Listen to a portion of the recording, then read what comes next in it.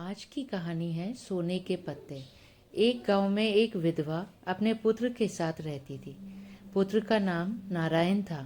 माँ बेटा दोनों बहुत मेहनती व ईमानदार थे।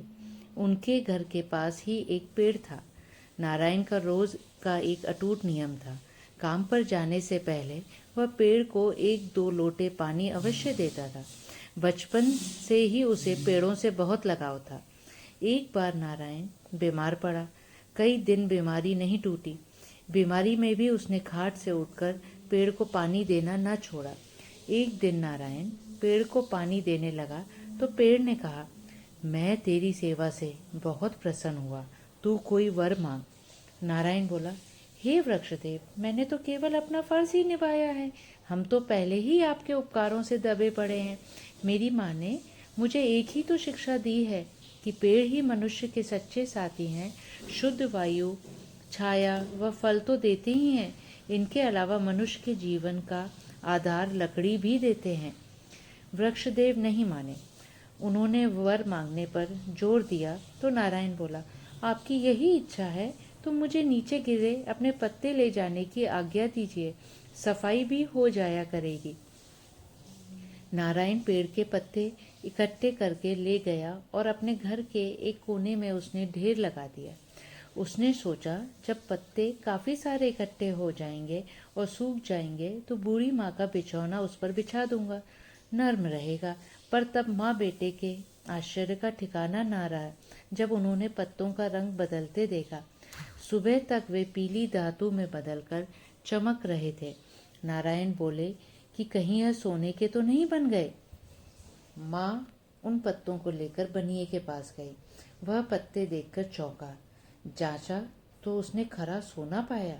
उसने बुढ़िया को ठगने के लिए कहा, ये तो पीतल के पत्ते हैं, चाहो तो इसके बदले कुछ राशन ले जाओ। बुढ़िया क्या जाने छल। वह बेचारी उन्हें पीतल के ही मानकर कुछ राशन ले आई। अब रोज यही होने लगा। नारायण पत्ते इकट्ठे कर लाता, वह सुबह तक सोने के पत्तों में बदल जाते और बुढ़िया माँ जाकर उससे राशन ले आती। एक दिन बनिए के दिल में आया कि देखना चाहिए कि बुढ़िया के पास सोने के पत्ते कहाँ से आते हैं।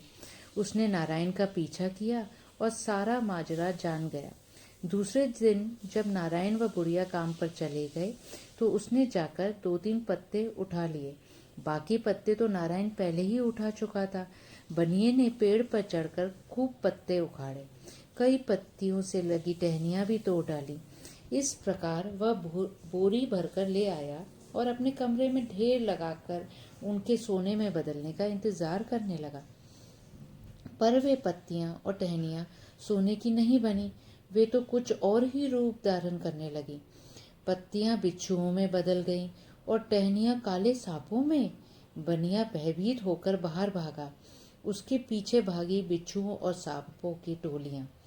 बनिया दौड़ता हुआ उसी पेड़ के पास पहुंचा और हाथ जोड़कर गिड़गिड़ाकर माफी मांगने लगा। वृक्ष देवता ने कहा, दुष्ट, ये सांप और बिच्छू तेरे पीछे तब तक लगे रहेंगे जब तक तू नारायण की माँ से जितने सोने के पत्ते तूने लिए हैं उनकी पूरी कीमत नहीं चुकाता। बनिया दौड़ता ही लौटा। उसने सोने के पत्ते बेचकर जितने पैसे कमाए थे वे जाकर नारायण व उसकी माँ को सौंप दिए और किए के लिए क्षमा मांगी। नारायण ने उस धन से जमीन खरीदी और उसमें पेड़ लगाए। पेड़ों के घने वन में वह सुख से रहने लगा। उसका विवाह भी एक सुंदर कन्या से हो गया। कई वर्ष बाद पड़ोस के राज्य में सूखा पड़ा। पानी बरसा ही नहीं। नारायण की ख्याति दूर दूर तक फैल चुकी थी। वह लोगों से पहले ही कहा करता था कि पेड़ नहीं होंगे तो सूखा पड़ेगा। पड़ोसी राजा ने नारायण को निमंत्रण देकर अपने यहाँ बुलाया और उससे सलाह मांगी। नारायण ने राजा को परामर्श दिया, राजा, आपके राज्य में पेड़ों को काटा गया है, वनों का सफाया कर दिया गया है, यही तो सूखे का कारण है।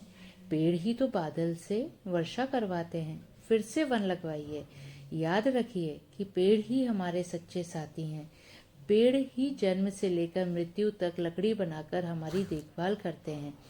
बचपन में लकड़ी का पालना बनाकर हमें सुलाते हैं, फिर गिल्ली डंडा बन हमें खिलाते हैं। लकड़ी की तख्ती बनकर हमें लिखना पढ़ना सिखाते हैं। विवाह मंडप की अग्नि बनकर फेरे डलवाकर गृहस्थ जीवन का आरंभ करवाता है। चकला बेलन बन हमें रोटी खिलाता है। बीमार पड़ने पर हमें खाट बनकर संभालता है। बुढ़ापे में लाठी बनकर हमें सहारा देता है। मृत्यु होने पर दो डंडे बन लाद कर शमशान घाट ले जाता है और चिता बनकर हमारी अंतिम क्रिया करता है। नारायण की बात सुन राजा की आंखें खुल गईं। उसने अपने राज्य में पेड़ लगवाए, पेड़ों की कटाई पर प्रतिबंध लगा दिया और फिर से वह देश एक सुखी राज्य हो गया। इस कहानी से हमें सीख मिलती है कि पेड़ों की रक्षा करना हमारा नैतिक कर्तव्य है, क्योंकि पेड़ ही हमारे सच्चे जीवन साथी हैं।